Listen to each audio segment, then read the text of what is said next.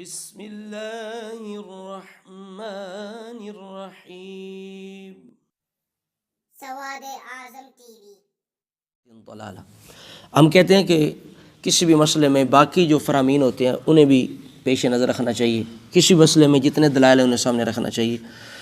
تو نبی کریم علیہ السلام کا یہ فرمان رسول اللہ صلی اللہ تعالیٰ علیہ وآلہ وسلم کا کل بدعۃ ضلالہ، تو یہ بھی نبی کریم علیہ السلام کا فرمان ہے، من سن فی الاسلام سنۃ حسنہ، جو اسلام میں اچھا طریقہ جاری کرے۔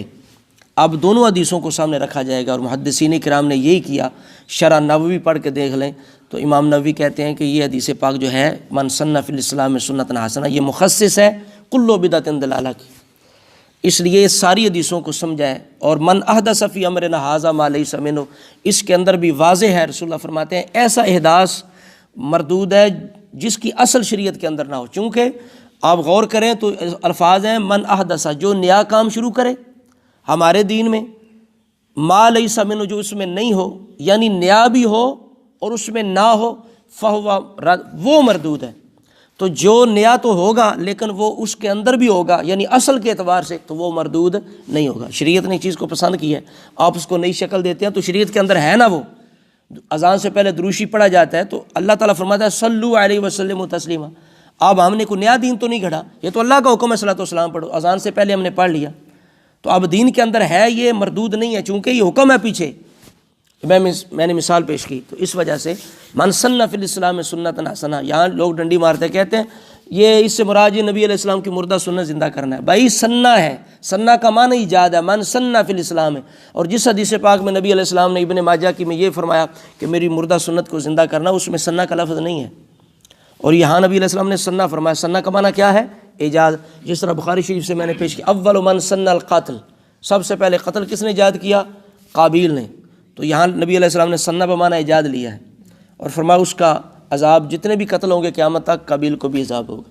حضرت خبیب انصاری رضی اللہ تعالیٰ نے 2 نفل ادا کیے شہادت سے پہلے، ایک نئی شکل دی، تو امام بخاری کہتے ہیں سن الرکعتین، کہ حضرت خبیب نے قیامت تک کے لیے جتنے امتی ہیں ان کے لیے یہ شکل بنا دی کہ جو بھی کافروں کے گھیرے کے اندر ان کے قبضے میں وہ اسے شہید کرنے لگے تو وہ 2 نفل جو ہے یعنی 2 رکعات ادا کر لیں۔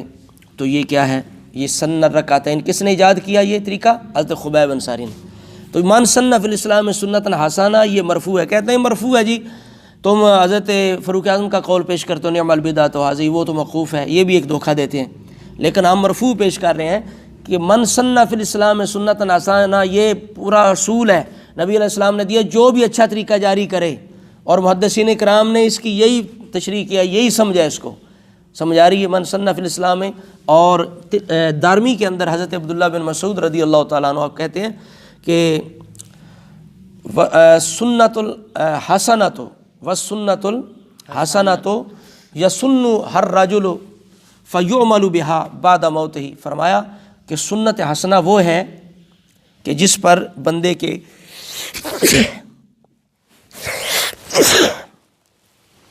یعنی کسی بندے نے ایجاد کی، فرمایا سنت حسنہ وہ ہے جو کو بندہ جس کو یسن الرجل، کہ کوئی بندہ اس کو ایجاد کرے، فیعمل بہا بعد موتہ، تو اس کی موت کے بعد اس پر عمل ہوتا رہے۔ تو سنہ یہ ایک ہی معنی یعنی ایجاد۔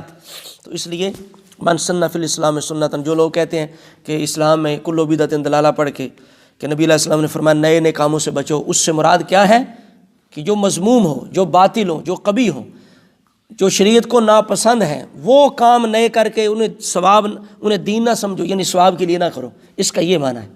اور من سن فی الاسلام سنۃ حسنہ میں نبی علیہ السلام اس کی اجازت دے رہے ہیں، اور یہی صحابہ نے سمجھا، یہی امت نے سمجھا۔ دعا اللہ رب العزت ہمیں بعد عقیدگی سے محفوظ فرمائے۔